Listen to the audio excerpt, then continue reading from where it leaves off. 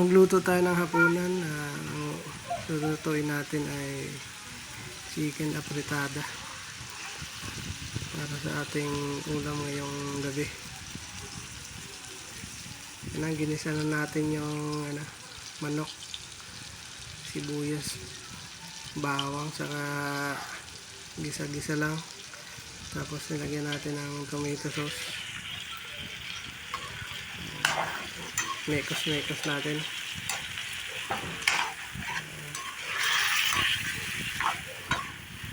Tapos nyan, after nyan, lalagyan natin ng nor. Sabawan natin ng mga 2 tasa siguro. Mga 2 tasa. Tapos yan, may laurel. Lagyan natin ng laurel para mabango yung chicken apritada natin. Yan, meron hotdog, meron carrots. Lagay natin yan. After natin yung manok pala, natin yan. Pinakuluan na muna natin. Ginisa, pinakuluan natin sa tomato sauce. Mga 20 minutes. Tapos lalagay na natin yan hotdog. Tapos carrots. Lagay natin yan.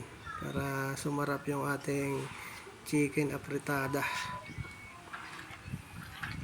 Yan ang ulam natin hapunan ngayong gabi.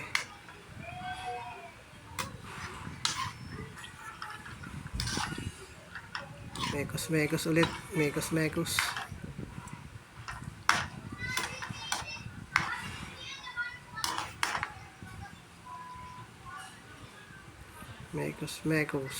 Tapos yan, lalagyan natin ng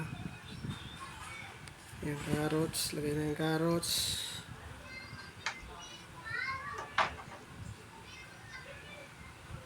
Tapos lagyan natin ng patatas. Lagyan natin patatas yan.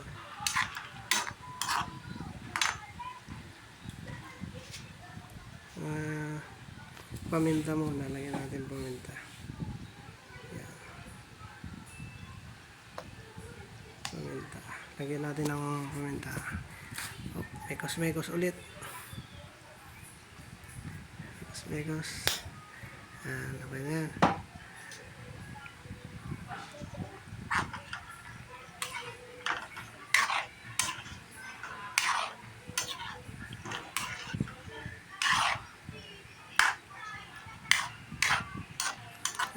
Lagyan natin ng patatas.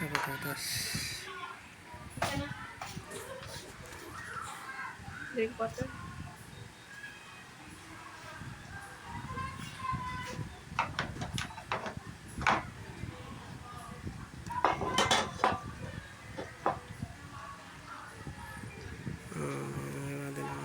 Yung sabaw niya medyo naglapot. Medyo na siya.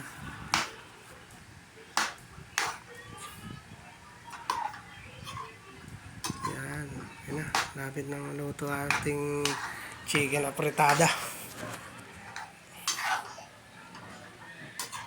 Sarap yan sa kanin.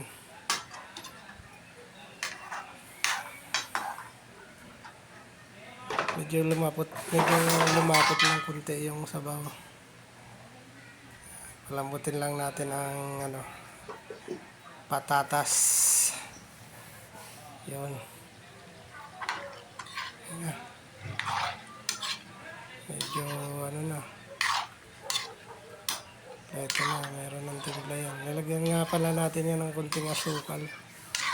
Kunti lang na asukal para medyo ma-balance yung lasa niya.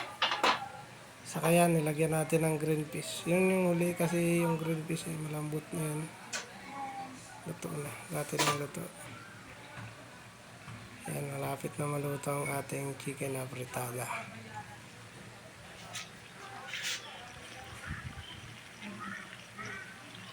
Panalong pang ulam. Mekos ulit. Mekos lang.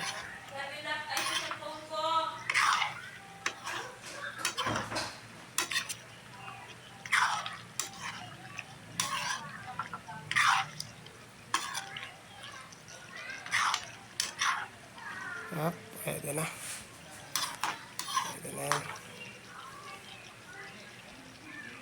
Okay.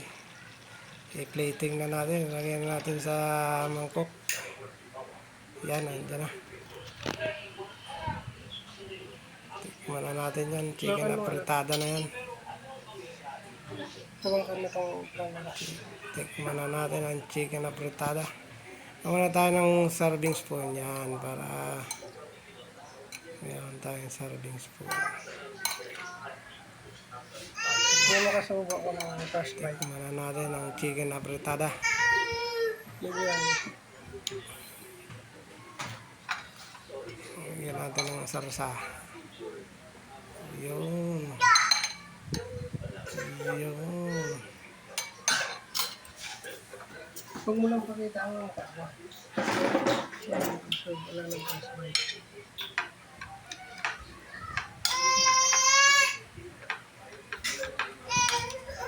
Yan natin first bite. Sige, cut mo. Thank you, Lord. Salamat. Ang sarap ang ating